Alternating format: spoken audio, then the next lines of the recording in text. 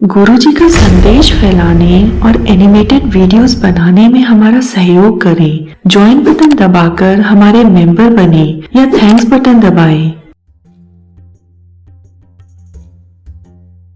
एक दिन श्री गुरु नानक देव जी अपने दिनचर्या के अनुसार कालीबाई नदी में स्नान करने को गए तो किनारे पर खड़े अपने सेवादार को अपने कपड़े दे दिए। उसके पश्चात वह नदी में स्नान करने लगे। तभी कुछ ही देर बाद वह नदी में आलोक हो गए और 3 दिन तक नदी से बाहर नहीं आए।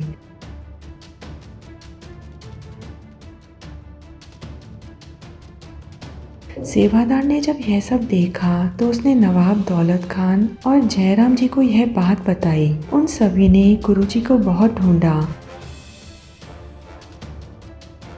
नदी में गुरुजी को ढूंढने के लिए गांव के लोगों को भेजा गया, परंतु काफी ढूंढने के पश्चात भी गुरुजी का कुछ पता न चल सका। जब 3 दिन तक गुरुजी की कोई खबर न मिली, तब सारे शहर में यह बात फैल गई कि गुरुजी नदी में डूब गए हैं।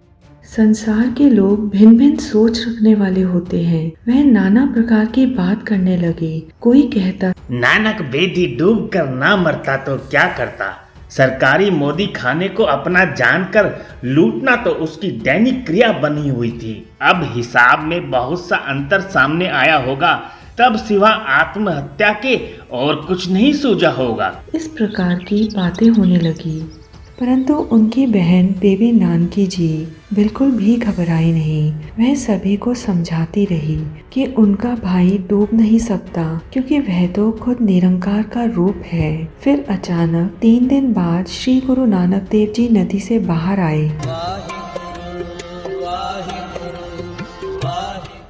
जब लोगों को यह पता चला कि गुरुजी सही सलामत नदी से बाहर आ गए हैं, देखने वालों ने कहना शुरू कर दिया, अरे भैयो नानक बेदी तो भूत बन गया है। भूत भूत भैया भूत।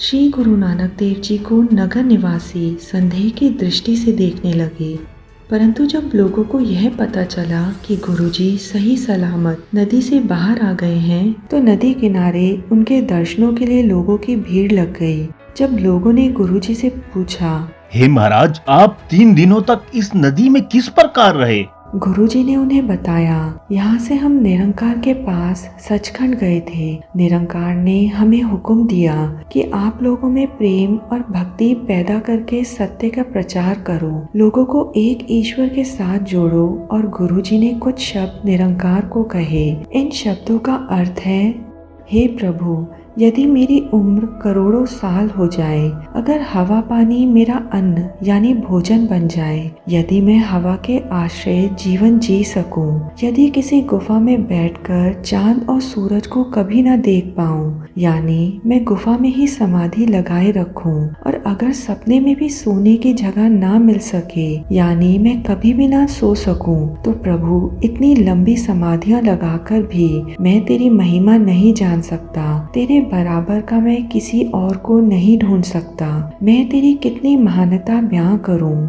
मैं तेरी महानता बताने के काबिल ही नहीं हूँ। गुरुजी के मुख से यह शब्द सुनकर निरंकार बहुत प्रसन्न हुए और उन्होंने गुरुजी को मूल मंत्र दिया, इक ओंकार सतनाम करता पुरख निर्भो निर्वैर अकाल मूरत अजूनी सैभं गुरु प्रसाद जब आद सच जुगाद सच है पी सच नानक होसी पी सच।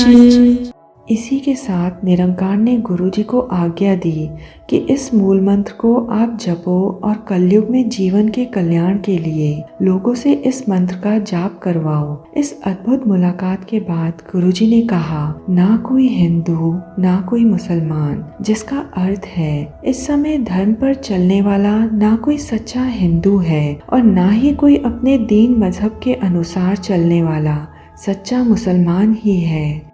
आज भी इस नदी की बहुत महानता है। लोग दूर दूर से इस नदी में स्नान करने को आते हैं। सतनाम श्री वाहिगुरु।